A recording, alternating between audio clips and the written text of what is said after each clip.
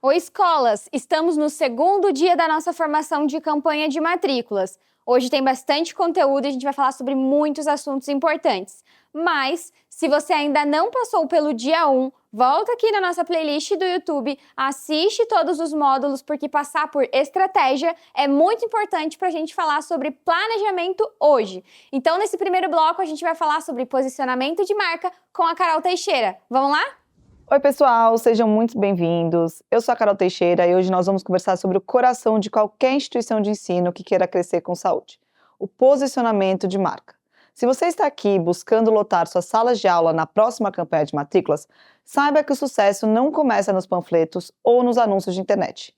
Ele começa na forma como a sua escola escolhe ser vistas pelas famílias. E para a gente começar, deixa eu me apresentar rapidinho aqui. Muito prazer, eu sou a Carol, como disse antes, eu sou a gerente executiva de marketing e líder de branding e comunicação aqui na Arco. E a verdade é que o meu dia a dia tem um papel muito parecido com o que eu vou falar hoje, que é sobre como eu traduzo a essência da Arco, a essência das marcas, nas nossas campanhas, nas nossas ações de marketing, garantindo que a gente sempre está conectado com o nosso propósito. E eu quero começar o nosso conteúdo com uma provocação. Se eu batesse na porta da escola de vocês hoje e perguntasse para o pai: por que você escolheu essa escola e não a concorrente da rua de trás? O que ele responderia? Bom, acho que vocês pensaram em algumas respostas, né? Posicionamento, antes de ser um termo de marketing, é uma decisão de negócio. A resposta clara para essa pergunta. Se a resposta for apenas porque é perto ou porque me deram desconto, aqui nós temos um problema de posicionamento.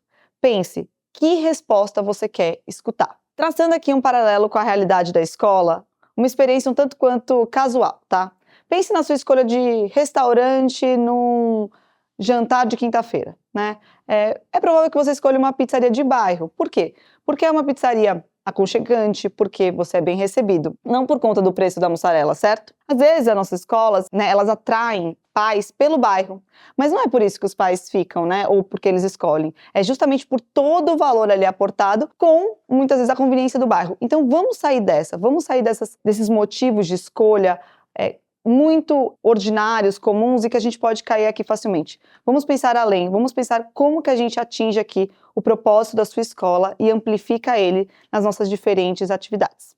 Bom, vamos lá, gente. Aí eu queria fazer mais um gancho interessante aqui, sobre o que não é posicionamento. Porque quando a gente fala de marketing, a gente pode cair num lugar comum, né? Às vezes eu escuto de alguns diretores assim: Carol, mudei meu posicionamento, contratei uma agência, pintamos a fachada e mudamos o logotipo. Gente, isso não é posicionamento. O logotipo, o slogan, o post do Instagram são apenas a roupa, a embalagem que a sua marca veste. O posicionamento é a essência da sua escola. É a escolha estratégica de como você quer que as suas famílias se lembrem, né, da sua escola quando estiverem conversando, por exemplo, num almoço de domingo ou quando estiverem conversando com outras famílias, né, fazendo, por exemplo, uma recomendação ou algo do tipo. Um pequeno paralelo também é que a gente fala muito sobre fachada, né? Então, às vezes, estou um pouco incomodado aqui com a minha escola está sendo percebida, vi mudanças, né, no contexto atual, nas tendências, decidi pintar a minha fachada, né, colocar um outdoor e comunicar aqui algumas palavras bonitas. Então, decidi comunicar, por exemplo, aprovação. Uma vez que você comunica aprovação, mas essa família ela chega na sua escola e não tem evidências, né, não tem uma grade curricular preparada para trabalhar a aprovação, de nada serve, né? Isso significa o quê? Que você está com uma mensagem vazia, mas que não está sendo sustentada, né? Não está sendo sustentada com evidências. Ou até uma palavra em inglês que no marketing a gente usa muito: reasons to believe. Garantir que você tem as evidências concretas, né, de um posicionamento é o que faz com que o outdoor seja mais um ponto de contato que reflita a sua essência. Bom, vamos lá, gente. Alguns passos para trás. Por que estamos falando tudo isso, falando de essência, de propósito, de posicionamento, em um curso sobre matrículas? Bom, gente, a resposta é um tanto quanto simples, né? Quando uma família se matricula, isso é uma consequência direta da confiança. Nenhuma família acorda em agosto, setembro, outubro, vê um panfleto e decide: nossa, vou colocar meu filho, meu bem mais precioso, nessa escola de tantos reais, né, porque o post do Instagram é bonito. Não funciona assim. A campanha de matrículas, ela não está criando posicionamento, né? Ela só está amplificando o trabalho que a sua equipe fez ali silenciosamente de janeiro a dezembro, né? E aqui quando a gente fala de equipe, a gente fala de equipe, tá, gente? A gente vai entrar ainda mais no detalhe. Falei muito, né, sobre Instagram, sobre outdoor, essas comunicações em pontos de contato, para trazer aqui a principal mensagem, que posicionamento não pertence ao marketing, que tipicamente é a área que vai fazer o post do Instagram ou outdoor. Ele precisa viver em toda a escola. Toda a escola precisa sustentar aquela mensagem que você quer transmitir. Porque se isso não acontecer, aí nós caímos em um erro fatal. Pensem comigo, onde a marca de vocês é construída de verdade? Na agência de publicidade que vocês contrataram? Não, é na guarita da escola, é no tom de voz da secretaria. É na rapidez com que a coordenação responde uma dúvida pedagógica. Cada interação ou fortalece a sua marca ou destrói a sua promessa. Então, gente, pensem bem, como vocês querem se posicionar? E aí eu trouxe aqui alguns exemplos para a gente ver como é possível a gente se diferenciar nesse setor. E aqui ainda são exemplos um tanto quanto genéricos, tá? Mas eu acho que já dá um bom começo para vocês identificarem aqui até algumas escolas que vocês mesmos já conhecem. O que eu trago aqui? Existem escolas, por exemplo, que são reconhecidas pela excelência acadêmica, né? Então, tem excelentes classificações nos rankings, tem um corpo docente preparado, né, para os vestibulares, para a forma como os vestibulares são aplicados, uma grade que é pensada ali desde o início também para esse momento, o ensino médio que é diferenciado para esse momento, enfim, né, tem aqui esse posicionamento que é um posicionamento que a gente vê em algumas circunstâncias, né. Outro posicionamento é o desenvolvimento integral. Então, aqui uma escola que pode trabalhar mais alguns projetos integrados, ou então algumas competências diferentes, tem um viés um pouco maior para o esporte ou para artes, enfim, né, que tem essa visão que a gente chama aqui um pouco mais holística para a formação humana. Tem escolas que têm um viés mais ancorado em valores e propósito, né? Seja porque segue uma filosofia mais explícita ou porque tem uma missão religiosa ali atrelada a ela. Ou uma escola que trabalha mais em inovação e tecnologia, então que orienta seus alunos a um letramento digital mais forte, que tem uma estrutura mais preparada, com, às vezes, né, laboratórios mais bem formados, ou, enfim, traz elementos diferenciados de robótica, né, enfim, incorpora elementos de tecnologia ali no seu dia a dia. Outro exemplo aqui, que a gente tem visto que está crescendo muito, são escolas que têm um viés de internacionalização, então que trabalham aqui o bilinguismo ou o trilinguismo, né, pode ser do inglês, pode ser de uma outra língua, e aqui olha para evidências como a proficiência ou então a formação do seu corpo docente. Enfim, aqui são alguns exemplos, mas de novo, um tanto quanto genéricos, porque a gente não quer falar só de aprovação, né? Não é a aprovação pela aprovação, mas é o como você faz isso. Às vezes pode ser uma aprovação em um vestibular específico, então, ou então num tipo, né, de disciplina mais específico. Encontrar essa essência, chegar nesse fino, faz muita diferença. Então vamos lá, gente, desafio da coerência, né? Não adianta dizer que a sua escola é bilíngue e não ter nenhuma evidência de proficiência ou legitimidade no ensino da língua. Não adianta comunicar a tecnologia se a sua infraestrutura não reflete isso. Não adianta prometer proximidade se as famílias encontram processos burocráticos e distantes. Então, afinal de contas, quem constrói a marca da sua escola? Essa pergunta eu estou fazendo bastante, né, gente? Mas, de novo, consistência. Porque quanto mais eu repito, mais vocês gravam. Quem constrói a marca da escola é a liderança, é a coordenação pedagógica, são os professores, a secretaria, o financeiro, a comunicação, o marketing, né? Também constrói. A gente fala que o marketing não é só ele, mas ele também constrói. O atendimento comercial e toda a experiência dos alunos. Ou seja, é um ecossistema aqui alinhado para que o posicionamento da escola seja cumprido. Falei muito de novo, né? Falamos sobre consistência, sobre como um posicionamento é criado por toda a escola e não só sobre o time de marketing, mas eu ainda não falei como vocês vão chegar lá. como definir o posicionamento da sua escola. E aí, gente, muitos gestores acham que definir posicionamento exige reuniões intermináveis, teorias de Harvard, grandes pesquisas de mercado, quando, na verdade, o primeiro passo você pode dar com o que você já tem em casa. Então, pode ser que você queira contratar depois uma consultoria, e isso é mais do que válido. Mas tem alguns exercícios que só de você praticar eles e só de você colocar sua marca no eixo, eu tenho certeza que já vai trazer grandes resultados. E são 3 decisões que você precisa tomar. A primeira, clareza. Você sabe quem você é? Você sabe o que a sua escola é? Quem somos? Segunda, escolha. O que queremos representar? O que a sua escola representa? E a terceira, consistência. Como sustentamos isso ao longo do tempo? Esse é o mais difícil, porque às vezes a gente fala, eu sou assim, eu quero ser representado dessa forma.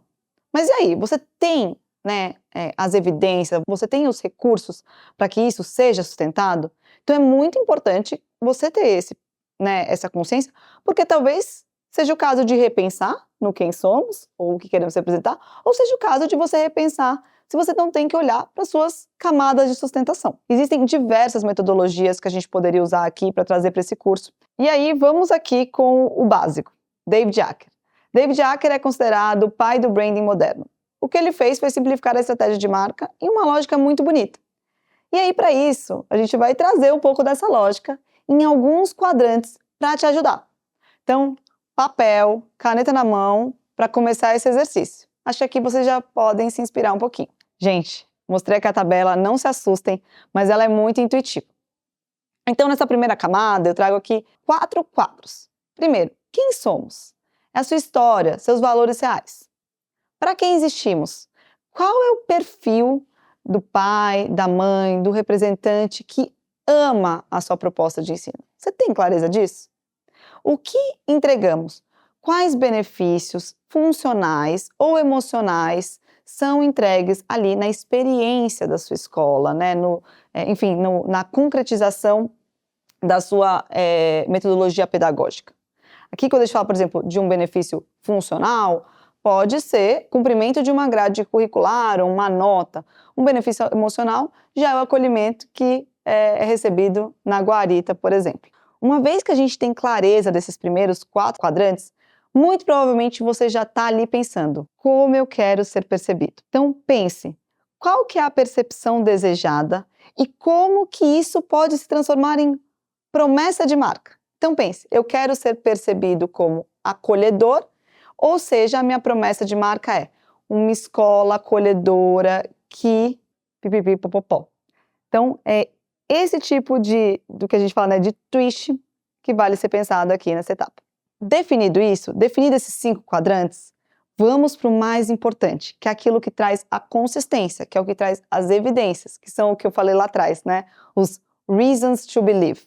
Então, como sustentamos essa percepção?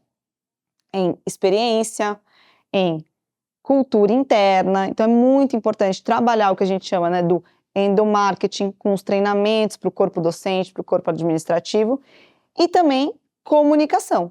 Então, por exemplo, né, quero ser uma escola, ou já tenho indícios que eu sou uma escola com viés, uma orientação tecnológica muito forte. Como que isso traduz uma experiência? Pode ser um hackathon, por exemplo, que a sua escola faz ali 2 vezes por ano. Uma vez que você tem essa experiência, vale você comunicar. Então, se você tem esse hackathon, poxa, por que não amplificar esse hackathon por meio das suas redes sociais? Ou outra evidência tecnológica que a gente viu um exemplo muito legal, né? A gente viu o caso de uma escola que até a gente brinca que é o tecnológico Tec Terra, né? Tem o que de terra? Que a escola estimulava os alunos a fazerem desenhos e digitalizava esses desenhos e transformava em 3D. Olha que legal, né? Então você fez uma super atividade ali com seus alunos, super tecnológica, super ancorada com o seu propósito, e depois comunicou ali nas suas redes sociais, e isso virou chamariz, virou evidência, virou atração para que novos pais conheçam ou os pais atuais se engajem. Bom, gente, falei muito de novo. Trouxe um pouco mais de exemplo de escola? Espero que sim. Trouxe um pouco mais de teoria, mas acho que também trouxe um pouco de prática, né? Bom, agora a gente precisa conectar com matrícula. Afinal de contas, estamos falando, né, de uma formação de matrículas. Então, como ter um bom posicionamento, e aí voltando, né, ter clareza sobre a sua percepção desejada e como você sustenta, ajuda na sua campanha de matrículas. Porque, afinal de contas, esse que é o tema de hoje. Um posicionamento forte, ele ajuda a trazer as famílias certas e mantê-las por mais tempo. Então, a gente divide aqui em duas frentes, né? O posicionamento para captação e o posicionamento para retenção. É claro que, na prática, isso não é dividido e as famílias não vão falar, esse é o posicionamento para captação e para retenção. Aqui é muito mais o que a gente está trazendo aqui para você ter clareza do impacto mesmo. Na captação, ter uma marca forte te tira do leilão das escolas. Sabe quando o pai liga perguntando direto quanto é a mensalidade e qual o desconto para 2 irmãos? Alguém aqui já escutou isso? Imagino que sim. Se ele faz isso, é porque você ainda não deu outro motivo para escolher você. Porque a pergunta poderia ser outra, né? E não é legal quando a pergunta é outra? Então, o posicionamento, ele muda o foco do preço para o valor. Na retenção, diferente, né? Já é um step aqui, um passo avançado. Ele cria orgulho de pertencer. O pai vira, então, um embaixador que defende a escola no grupo de WhatsApp, na saída do condomínio, e melhor do que isso, né, que indica essa escola. Então, uma vez que você trabalha a retenção e que você tem os pais vivenciando, né, o seu posicionamento, muito provavelmente ele vai trabalhar para vocês no famoso boca a boca. Então, ele se torna o que a gente chama de um canal de aquisição. Olha que coisa boa. Um canal, né, forte, um dos melhores e sem custo nenhum. E, gente, eu vou além, tá? Porque para além de todo esse argumento, né, de embaixador e de boca a boca e de como que a retenção atrai na captação, tem um ponto que é muito importante, que é o caso de uma crise. O que a gente entende hoje, né? Quando acontece uma crise, é muito diferente a forma como uma marca forte sai da forma como uma marca fraca sai. Por quê? Porque uma marca forte, que já está bem conectada, o que vai acontecer é que as famílias elas vão ajudar a proteger e defender a sua instituição. Por quê? Porque ela sabe dos seus valores, ela sabe da sua essência, ela sabe do seu modo de ser, né? Então, ela vai muito provavelmente advogar ao seu favor. Então, olha que coisa boa. Olha como a gente cria aqui o que a gente fala de um ciclo virtuoso, né? Ao redor disso tudo. Tem uma equação que a gente gosta muito de trazer aqui na Arco, que diz que tudo começa com qualidade. Uma vez que você trabalha qualidade, e aqui, né, a experiência, a sua essência, você traz satisfação, ou melhor, retenção, aqui no nosso caso, e, por consequência, crescimento. Então, o que eu desejo para vocês é que crescimento seja só uma consequência, e não que vocês comecem por ele, mas ele seja o fim. Não faz sentido falar de posicionamento? Tá inspirado? Pensou ali um pouco no seu posicionamento? Até uma coisa que eu queria dizer para vocês é que talvez você já tenha o seu posicionamento. O que só falta era colocar no papel. Eu brinco que às vezes a gente tem que só colocar as coisas no eixo, né? Então, pense se ele já não está funcionando ou se ele precisa de uma mudança. E aí, para esses casos, é importante que você saiba, né? Que você tem um indicativo se ele está funcionando ou se precisa de aqui um ajuste pequeno ou grande. Como, né? Como que você vai fazer isso? A gente começa dizendo que não, de novo, não é preciso investir em pesquisas extremamente caras para ter um primeiro indicativo, né? E às vezes esse indicativo pode ser mais do que suficiente. E para isso, né, para ter esses indicativos, a gente divide aqui em 2 tipos de métricas. As métricas de negócio e as métricas de percepção, que são métricas que você já pode trabalhar aí e ter facilmente nas suas mãos. As métricas de negócio são as exatas. A sua taxa de evasão diminuiu? O tempo que o aluno fica com você aumentou de 3 para 6 anos? O número de matrículas por indicação direta subiu? Lembra que a gente falou do boca a boca? Isso é uma excelente métrica. Enquanto que as métricas de percepção são as métricas mais qualitativas. Então, é aquilo que a gente consegue trazer mais qualidade, mais textura, né, para o que está sendo dito. Pensem aqui, quando o pai se matricula e você pergunta por que você escolheu, o que ele descreve? Se ele descrever atributos, né, se ele trouxer algo que seja um indicativo coerente ao que você escolheu trabalhar, significa que seu posicionamento está funcionando. Se cada pai escolhe por um motivo, os pais nem sabem direito falar o porquê, é porque algo precisa ser ajustado. Aqui um paralelo, de novo, né, com o dia a dia, e pensando em formas fáceis de você fazer, você pode perguntar depois da matrícula, né, o porquê que a gente trouxe, mas convide alguns pais para uma conversa informal ali na sua sala da diretoria.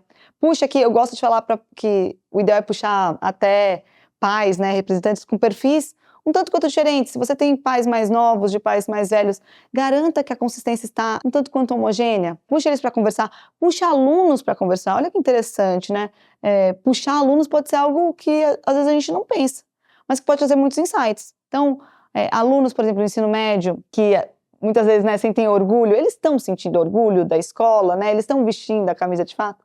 Então, essas são formas aqui que você pode trabalhar para garantir que o aprendizado está nas suas mãos. E bom, gente, para a gente entender aqui, uma vez que, né, esse diagnóstico foi feito, a gente vai trazer um pouco mais sobre como entender em que estágio de marca a sua escola está.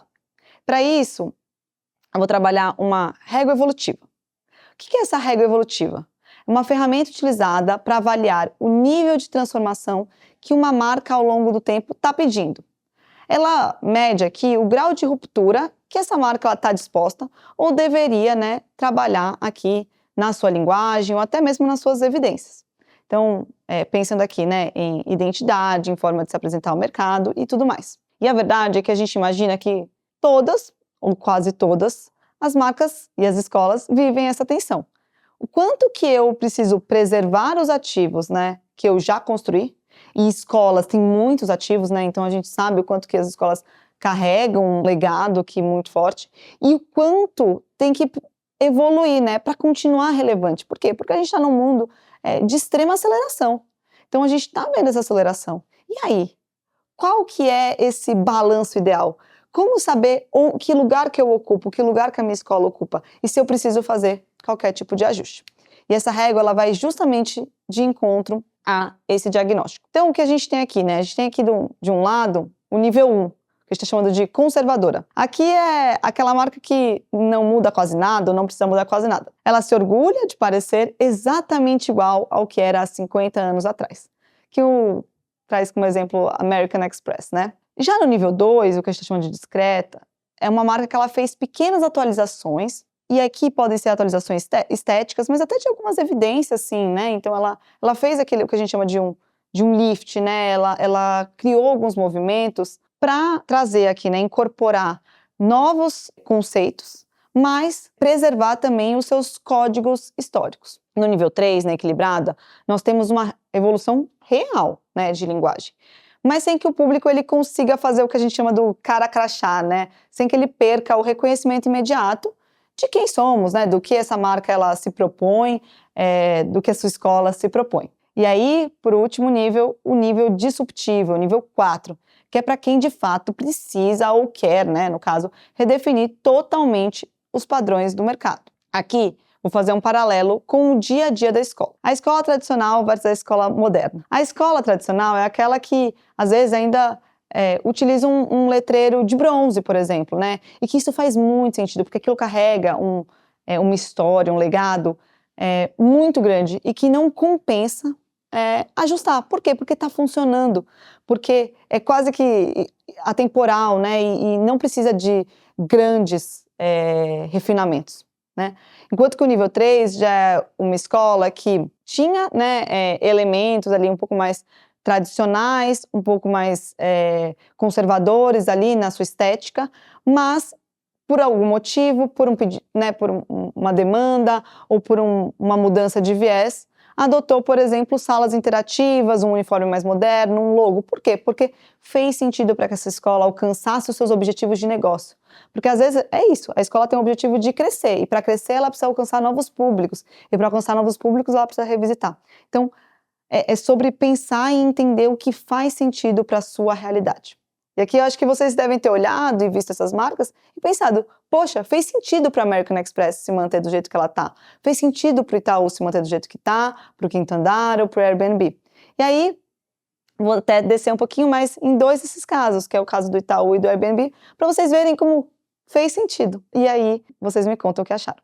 Pessoal, e para o nosso primeiro exemplo, então, eu trago o Itaú, que estava ali, né, no nível 2 da régua, como um movimento discreto, né, de evolução de marca. Então, eu não preciso falar muito, mas o Itaú é um dos maiores bancos da América Latina. E há pouco tempo, não sei se vocês sabem, eles completaram 100 anos. É muita coisa. Eles poderiam ter feito uma campanha inteira focada em tradição, história e no passado. Mas o que eles fizeram? Eles se posicionaram focando no futuro, né? Mas foi quase um futuro com bastante gosto de legado. Eles lançaram a tagline Feito de Futuro. Por quê? Porque eles entenderam que os novos clientes não querem saber apenas do banco que foi construído lá atrás, mas de como ele vai ajudá-los daqui para frente. O Itaú, ele não rompeu com seus códigos, ele não rompeu com a sua história, né? Ele fala que ele é sempre feito de futuro, que hoje ele está pensando no futuro, que amanhã ele vai estar pensando no futuro, que ontem ele estava pensando no futuro. E assim ele está se mantendo sempre atualizado. Por isso que ele ajustou aqui a sua marca de forma discreta, mas bastante relevante. Fez muita diferença. E que eu acho que vocês já percebem o quanto que o Itaú ele está renovado, né, nesses últimos anos. Bom, gente, paralelo aqui com o dia da escola. Tradição não pode parecer poeira, né? Então, se a sua escola tem 40 anos, não precisa trabalhar tradição como se fosse um museu. É importante reconhecer o que é esse legado. O que tem sido trabalhado há 40 anos que a gente precisa manter? O que não precisa mudar? O que é a nossa essência? Isso é muito importante. E isso pode ser pensado tanto no propósito, naquilo que a gente escreve como a nossa característica fundamental, como em alguns elementos também. Então, com certeza, né, ter um prédio histórico faz muita diferença, às vezes um letreiro que é muito bonito faz muita diferença, né, professores antigos, alguns princípios que têm que ser carregados. Mas o que a gente pode limpar um pouco? Né? O que pode ser renovado? O que pode ser ancorado para um novo tempo? É essa reflexão que a gente tem. A gente conhece tantas escolas, né, que fizeram ajustes sem perder todo o seu iconismo aqui do seu legado. E aí, gente, eu vou trazer aqui uma frase, né, que o próprio diretor de marketing do Itaú na época trouxe para inspirá-los um pouco mais. A vida dos nossos clientes está sempre em movimento e o Itaú evolui junto com eles. Temos promovido uma intensa agenda de transformação no nosso negócio e na nossa forma de entregar mais valor. Chegou o momento de a nossa marca refletir tudo isso. Que legal isso, né? O que o Tracanella aqui, né, esse diretor, ele diz? Ele diz que o Itaú ele já estava lá, né? Então ele já estava fazendo alguns movimentos, ele já estava repensando algumas coisas e a marca, ela correspondeu, né? O que a gente tem falado. A sua estratégia de marketing, de marca, de comunicação, quando a gente está falando do Instagram, ela precisa corresponder, né? Mas a essência, ela vai estar lá e às vezes muito antes. A gente só precisa organizar. E aí, gente, vou para uma outra esfera de mudança. Agora eu vou para o Airbnb, que estava ocupando ali o nível 4, né? O nível do disruptivo. O Airbnb começou oferecendo colchões de ar, que a gente fala, né? Baratos, no chão da sala de estar, para quem não tinha dinheiro para pagar o hotel. Acho que tem até um nome, acho que é Couchsurfing, algo do tipo. Se eles tivessem continuado com esse posicionamento, provavelmente a gente não teria alugado um Airbnb. E eu acho que alguns de vocês já alugaram, né? Eles continuariam ali apenas como uma alternativa barata e sem graça. Mas em 2014 eles tiveram essa sacada. Eles mudaram o posicionamento deles para Belong Anywhere, pertencer a qualquer lugar. Então, eles saíram de uma lógica de vender quarto barato e começaram a vender a sensação de sentir em casa em qualquer lugar do mundo. Então, assim, a gente consegue identificar o que o colchão ali inspirou nesse novo posicionamento. Mas é muito diferente, né? O colchão era, de fato, pertencer ali na sala. Né? O que a Airbnb faz hoje é você ter uma experiência de alugar um espaço extremamente, né, inspirador, que tenha muita história ali, mas que pode ter diferentes níveis de conforto, até no conforto máximo. Então, se ele não tivesse feito essa adaptação, muito provavelmente a gente não teria chegado lá. E aí, o que a marca fez? A marca correspondeu. Então, foi, de fato, um ajuste disruptivo, porque aqui a mudança foi muito grande, né? Uma mudança de posicionamento, mas uma mudança de público-alvo, como eu disse.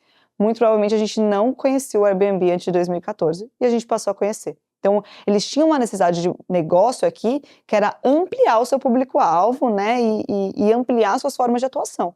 E por isso fez tanto sentido. E aí aqui uma reflexão sobre esse slogan, né, essa tagline Belong Anywhere, como que a gente pode fazer um paralelo com o dia a dia da escola. O que a sua escola vende de verdade? Vocês já pararam para pensar sobre isso?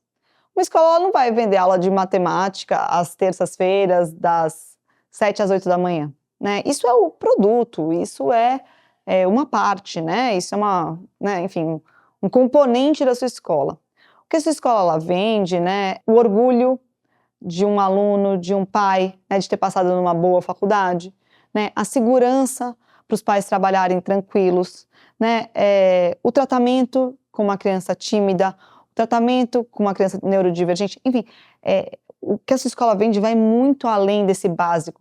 E quando a gente consegue sair desse status quo, né, desse padrão de funcionalidades, a gente consegue chegar em lugares muito mais amplos. Então, quando o Airbnb ele traz esse posicionamento, ele ampliou muito a sua margem de atuação.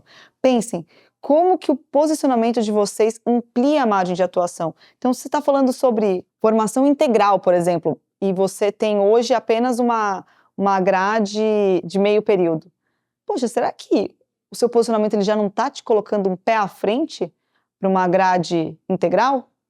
Né? Por quê? Porque você tem margem para isso. Ele está te dizendo isso. Né? Ou, enfim, né?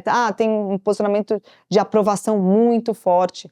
Ele já não está te colocando também uma margem para ter aulas revisionais à tarde? Enfim, acho que tem... Como que você pensa nisso para usufruir e ampliar também, às vezes, sua proposta de valor? American Express, Itaú, Airbnb... Falamos de algumas marcas aqui, mas ainda não tanto de uma marca de escola, né? Apesar de ter trazido aqui alguns paralelos. Então, para isso, eu vou convidar a Marcela, do Colégio Joviniano, para contar um pouco mais sobre os movimentos de marca que eles fizeram. Espero que vocês gostem. Olá, eu me chamo Marcela Abreu, sou uma atendedora do Colégio Joviniano, cliente do SAI há 10 anos, e hoje recebi um convite muito especial para contar um pouquinho do nosso posicionamento de marca aqui do Joviniano. Então, para começar a contar essa história, eu tenho que voltar 65 anos atrás e contar um pouco da história da nossa fundação. O Colégio Joviniano nem sempre foi joviniano. O Colégio Joviniano se chamava Colégio Monsenhor Joviniano Barreto. E quem fundou o Colégio Monsenhor Joviniano Barreto foi o meu avô. E decorreu esse nome a um dos valores mais importantes que a gente tem aqui na escola, que é a gratidão. Então, o nosso avô escolheu esse nome para a escola e a gente leva ele como um legado muito forte há 65 anos. Mas a gente entendeu que o mundo muda, as coisas mudam e que a gente precisava se reinventar, a gente precisava se recriar. Então, há 2 anos, a gente resolveu que era hora de mudar e que o Colégio Monsenhor Joviniano Barreto já não fazia tanto sentido para a realidade que a gente vive hoje, da geração Z, das coisas rápidas, da fluidez que tudo acontece. Então, a gente começou a pensar no processo de rebranding e que a gente queria que quando a escola fizesse 65 anos, esse processo estivesse maturado, com a maturidade, fosse maturado e que as pessoas já estivessem com uma intimidade com a marca, com a nova marca. Mas eis que era um desafio muito grande, porque a escola passou muitos anos com esse nome, as famílias já estavam acostumadas com a tradição do nome e a gente não pode esquecer que nós somos uma empresa familiar, então a gente tinha um vínculo com o nome. Então, eu sou especializada em marketing e fazem 10 anos que eu estou aqui na escola. E tem 10 anos que eu venho nessa luta dessa mudança, mas a gente sempre teve uma grande resistência por parte da gestão. Mas há 2 anos, quase 3, a gente decidiu que era o momento, que seria o momento. Então a gente procurou uma empresa que ficou muito famosa por fazer o Piracanjuba, né? Então a gente procurou eles porque a gente sabia que era uma coisa que, poxa, se o Piracanjuba deu certo, a gente vai conseguir trabalhar esse nome, que era a nossa maior dificuldade. Era que as pessoas nunca lembravam o nosso nome, nunca pronunciavam certo. Enfim, já chegaram a perguntar se a escola era pública ou particular. E era um grande calcanhar de Aquiles. Então, a gente passou 9 meses com essa empresa fazendo um processo de rebranding, onde eles fizeram várias ações de entrevistas com as famílias, com os funcionários, colaboradores, com as pessoas da própria comunidade e para entender, né, quem era o Joviniano. Então, depois de 9 longos meses, eles apresentaram para a gente a proposta e o colégio virou só Colégio Joviniano. E a gente tinha, o nosso slogan era Ser Casa, Ser Escola, Ser Joviniano, e mudou para Joviniano é Humano, que foi isso, a essência que foi captada em todas as entrevistas que foram feitas. São 2 anos que a gente vem trabalhando nisso e que a gente vem batendo e que a gente trouxe isso mais fortemente para os investimentos de marketing, para a campanha de matrícula, para investir na questão de outdoors, de buzzdoor, de televisão, de mídia, encurtar esse nome para ser uma coisa mais próxima da família, né? E internamente a gente faz a aplicação de um apelido, que é o Jove. Tudo que quando a gente quer mais, uma comunicação mais voltada para o ensino médio, para os anos finais, a gente assina como Jove. E aí os meninos chamam, lá no Jove é assim. Então a gente trouxe essa proximidade, que era essa intimidade que a gente queria trazer do cliente com a marca. Então, depois desse rebranding, a gente passou a investir mais nos canais de comunicação, em tentar mostrar mais a marca para o público, para deixar essa marca, fazer de fato um fortalecimento de marca, porque a gente mudou literalmente a marca. Então, também a gente teve 2 anos, porque a gente queria que nos 65 anos essa marca tivesse, com tudo, a escola tivesse de fato vivenciando essa marca com tudo trocado. Mas quando a gente fala uma mudança de marca, né, envolve várias esferas, desde a questão de troca de papelaria até o fardamento.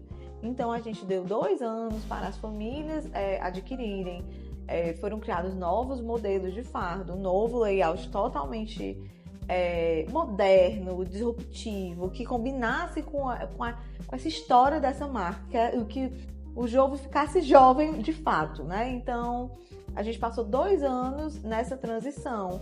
A gente primeiro começou com mudança, a gente fez a mudança da logo da fachada, fizemos a divulgação para as famílias, a gente só liberou a logo da fachada quando a gente fez um grande lançamento para as famílias, que a gente fez junto com o desfile de 7 de setembro. E aí a gente começou as aplicações nas provas, nos materiais gráficos, nos próprios brindes e panfletos de campanha de matrícula, até chegar por dentro das escolas para as paredes, aplicações, identidade visual, até o fardamento. Então a gente passou 2 anos fazendo essa transição aqui dentro da escola e para fora da escola, fomos para os shoppings, enfim, para toda a estratégia de mídia e marketing que foi traçado para a gente conseguir fazer essa divulgação. Então, hoje a gente está celebrando esse ano, 65 anos, a gente criou uma chancela dos 65 anos. Hoje, toda a comunidade escolar e o público externo está muito acostumado com a marca e aí a gente já vê muitos ganhos que acho que para mim é o maior ganho é que hoje as pessoas sabem pronunciar Colégio Joviniano. Então, é isso que eu deixo um pouco falando de branding para vocês. Muito bom, né, gente? Eu adoro esse case do Joviniano. Acho que foi muito interessante como a Marcela contou sobre o seu legado, né? É uma escola com muito legado, mas que estava sofrendo aqui algumas dores, né? Até lá atrás ali, poxa, esse nome confundia, às vezes, os pais, né? Se era uma escola pública, se era uma escola privada. Enfim, ela trouxe aqui algumas dores, então ela estava sentindo. Ela sentiu que a escola precisava se reinventar. E ela traz até a pesquisa, né? Então ela conversou com os pais para entender um pouco mais disso. Acho muito legal ver como que a conversa ela pode gerar tantos insights. E a partir daí, refez o posicionamento. E o que eu acho mais legal é que a Marcela falou, antes dela falar, né, sobre os exemplos de mudança de logo, e mudança de fachada, e mudança de uniforme, porque de fato foi aqui um grande reposicionamento, ela trouxe sobre a essência, né, de como eles continuaram com a essência humana. E é sobre isso, é sobre a gente pensar na essência, entender como a gente precisa revisitar, capacitar o nosso time, trabalhar o nosso time em prol disso, as nossas evidências, as nossas estruturas, e aí comunicar.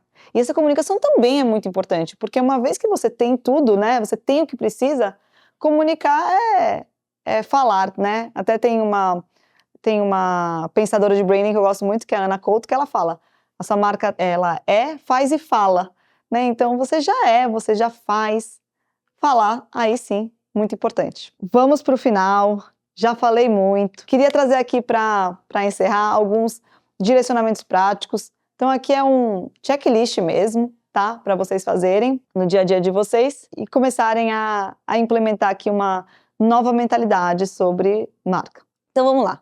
Tudo começa com diagnóstico. Diagnostique. Sentem com 5 famílias que acabaram de se matricular. E aqui eu recomendo famílias novas e famílias que estão renovando, né? E perguntem, por que você nos escolheu? Né? Converse também com seus professores, converse com os alunos, entendam esses motivos. Diagnosticou? Olhou para as métricas de negócio também que a gente falou? Escolha. Definam qual que é essa grande percepção que a sua escola quer liderar no bairro de vocês. Volta para aquele quadrante, ele vai te ajudar a escolher. E aí, implemente. Entenda como essa percepção tem que ser trabalhada e alinhada à rotina de todos, né? E de tudo que a sua escola faz. Então, a gente fala aqui da secretaria, do atendimento, da coordenação, dos professores, para que essa promessa seja cumprida. E aí sim, claro, comunique. É muito importante comunicar, gente. Muito importante comunicar. A campanha de matrículas está aí para isso, né? Então a gente não está negando aqui, a gente só está falando para você amplificar o que você já tem. Use as evidências ao seu favor. Lembra do exemplo do hackathon? Poxa, sou uma escola com viés de tecnologia, de inovação. Fiz um hackathon super legal, os pais estão super animados, começou com os alunos, depois convidei os pais para a banca, enfim. Comunica isso, usa isso ao seu favor, depois coloca no seu folheto, coloca na sua proposta pedagógica, olha que coisa legal. E mensure, né, o último de todos. Acompanhe esses dados de retenção, de renovação, rode o NPS é muito importante, e veja, né, se sua satisfação está aumentando, se as famílias estão ficando pelos motivos certos, como estão vindo aqui as respostas às perguntas abertas. E para fechar com chave de ouro, aquela mensagem que a gente tem falado tanto, né, gente? A dica de ouro. Consistência vale mais do que novidade. Construção de marca leva tempo e exige muita repetição. Pode parecer às vezes um pouco chato, um pouco monótono, mas a verdade é que você só é lembrado quando você repete aquilo muitas vezes. Ah, Carol, eu preciso repetir sempre a mesma frase. Bom, tem que entender aqui o balanço ideal, né? Você pode falar a mesma mensagem de formas diferentes, por canais diferentes, mas ela tem que estar sempre muito coerente, né? O pior erro que uma escola pode cometer é mudar de posicionamento todo ano, mudar as cores, né? Cada hora usar uma cor, um elemento gráfico, enfim, porque está na moda ou porque quer imitar a escola concorrente que parece que está fazendo sucesso. Quem muda de rumo toda hora parece um pouco meio perdido no meio do caminho. Então, mantenham firmes na essência de vocês, encontrem isso, se coloquem no eixo. Combinado?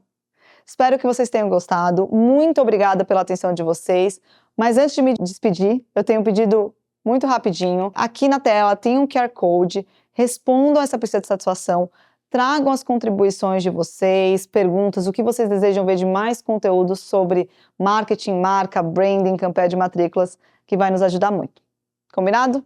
E mais um último pedido, se vocês têm uma história muito legal de uma mudança de posicionamento, tragam pra gente também. Foi muito legal a gente poder contar com a história do Joviniano e poder contar com a história da sua escola também vai fazer toda a diferença. Fechado? Um beijo, gente. Tchau, tchau.